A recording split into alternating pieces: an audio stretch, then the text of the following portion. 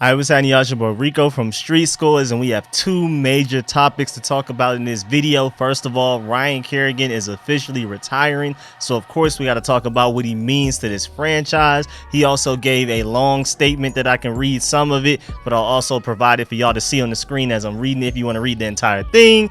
Also got to go through some of his accomplishments, and Ron Rivera told Junks Radio that he expects Chase Young to miss at least a little bit of time as far as the regular season goes. So now we got to dive into how long that may be and all of that. But before we dive into all of that, make sure you subscribe to the channel, hit the bell next to the subscription button so you get a notification immediately. And every time I release an informative and opinionated video just like this one, make sure y'all pull up tonight to the Friday night stream 7 to 9 p.m. and also make sure y'all pull up to the Sunday 6 p.m. call-in show where y'all can call in and ask any questions you may have. It's training camp, so I know it's going to be a lot of interesting and funny takes, so make sure y'all call up to the show on Sunday. Without further ado, let's get it.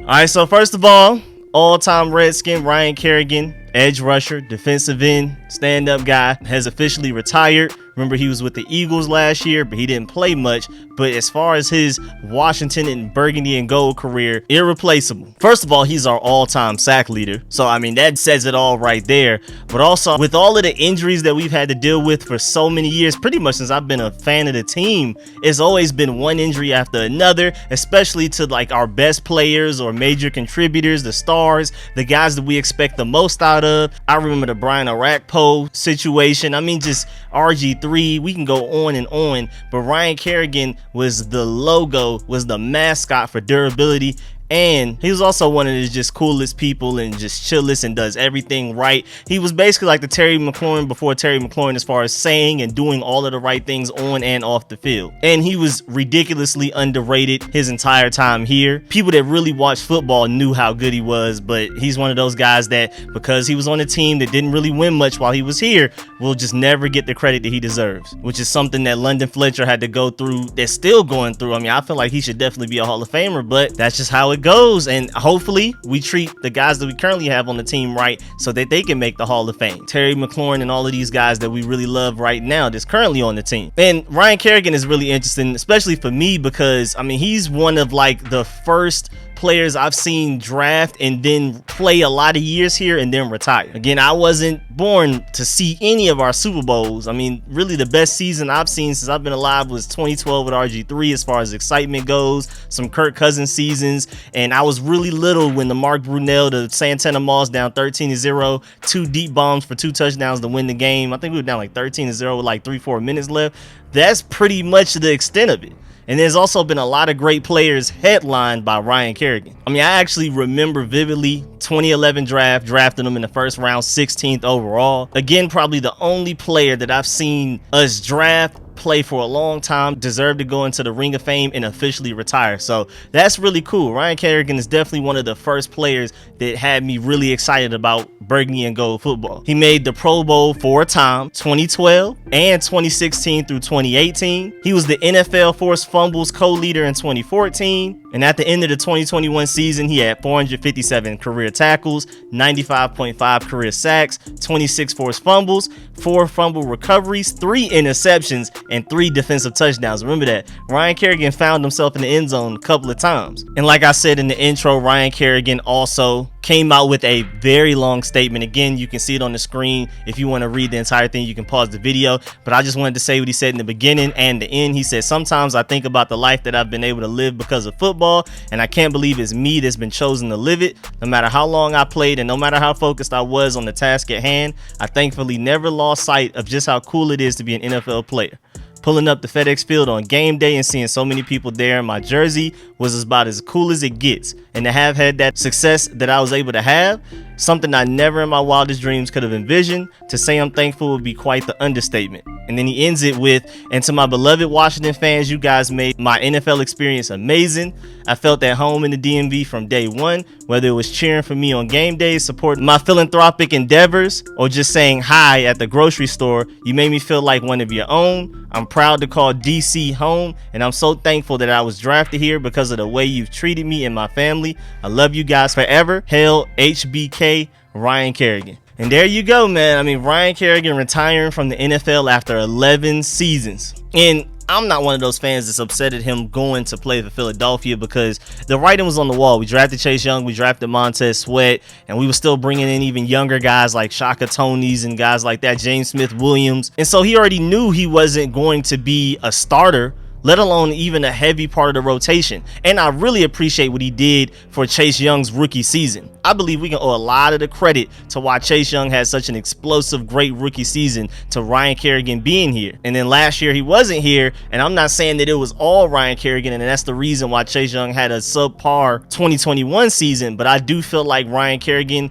because he was never the most athletic guy, but as far as technique and IQ and all of those things, awareness, that is what Chase Young needs to work on, and that's what Ryan Kerrigan was best at. And so him being in the locker room and helping him on the field, I felt like that definitely helped Chase Young's development and allowed him to get off to an early start. But again, I'm one of those fans that's not upset about him going to Philadelphia, because I mean, he wanted to play. He didn't want to just sit on the bench for his last couple of years in the NFL. Granted, when he went to the Eagles, he didn't play very well, but I would have done the same thing as him. Let me go somewhere where I could potentially play more. So man, Ryan Kerrigan, I hope life after football treats you very well.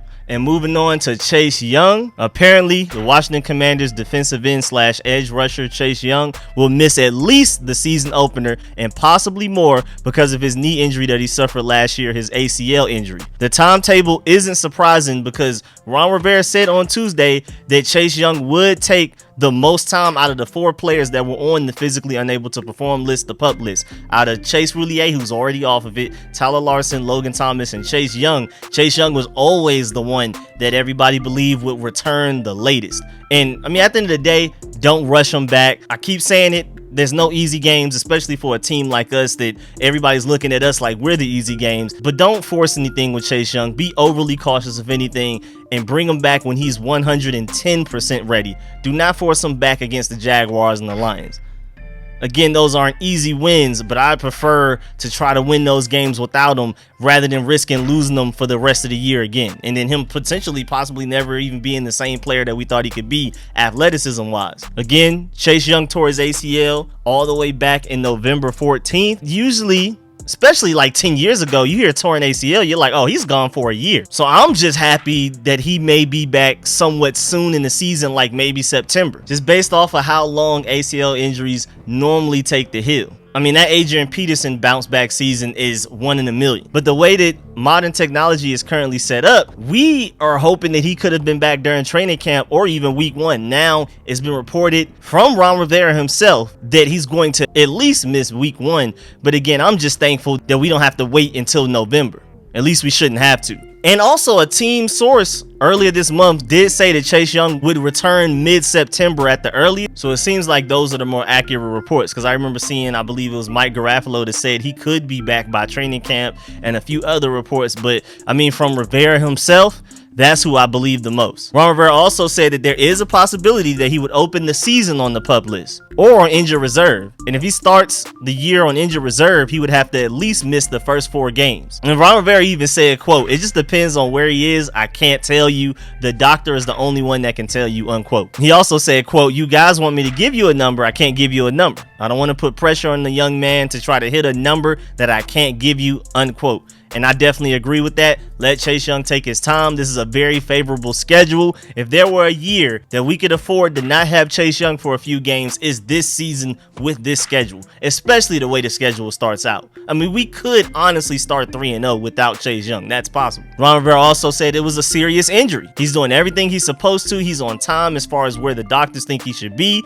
And as he gets better and better, we can update you. But right now, he's right where he needs to be. So he's doing everything right. And as we've seen in training camp, I mean, he's walking with no leg brace, no leg sleeve. He looks like he's just chilling. But leg injuries are complicated. The NFL is a tough league. because guys can be completely normal, walking around, chilling, can probably even play a little bit of pickup basketball. But as far as playing in the NFL game, that's a totally different level of health. But yeah, man, I'm just hoping that Chase Young recovers perfectly fine. Of course, we want him back as soon as possible, but that secondary, the primary goal is for him to come back 100% and as explosive as he used to be, and with some improved technique. Saw him working out with Von Miller throughout the offseason. That's a great mentor for him, because Chase Young is one of the most athletic guys in the NFL, and that's not even just defensive ends, that's just period. But the reason he had such a lackluster 2021 season was the lack of technique, the lack of moves, counters, all of the mental and nuanced things. And so maybe sitting down with this injury, with him not being able to use his athleticism,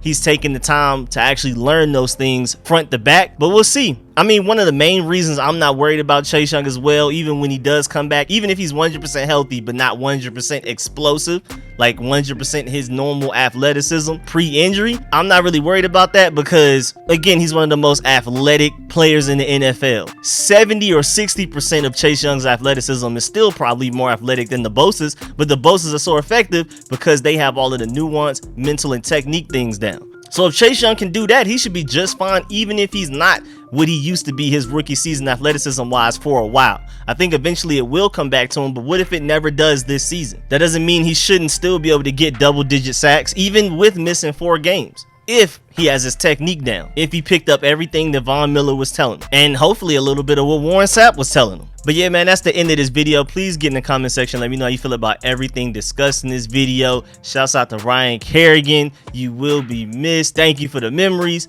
Also, Chase Young, get well soon. And man, please leave a like on this video if you liked it, if you learned anything. And also, I appreciate all of my support. Shouts out to all of my sponsors, especially my Pro Bowl sponsors, whose name you see scrolling on the screen right now. Catch y'all later. I'm out.